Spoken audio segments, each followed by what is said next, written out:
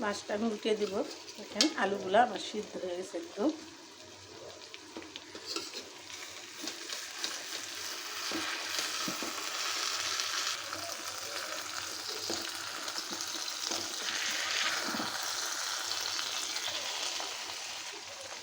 আজকে উল্টে দিব। দেখেন কত সুন্দর হয়েছে। এরকম করে আমি সবগুলো মাছ উল্টে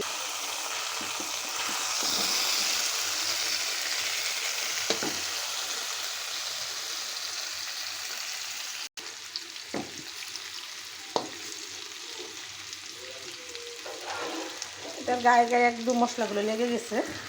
এরকম করে এই মাছটা একবার হলো ভাইজা খেয়ে দেখবেন, অনেক স্বাদ।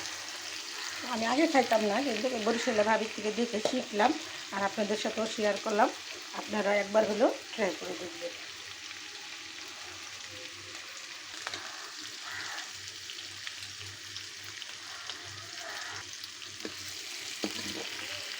এটাই বলে মাছ দিয়ে মশলা দিয়ে আলু ভাজা। তো আমি সেটাই করলাম আর আপনাদের সাথে শেয়ার করলাম। আমার ফুল ভিডিওটা দেখবেন, না টেনে, আর এরকম সুস্বাদু রান্না করে খাবেন।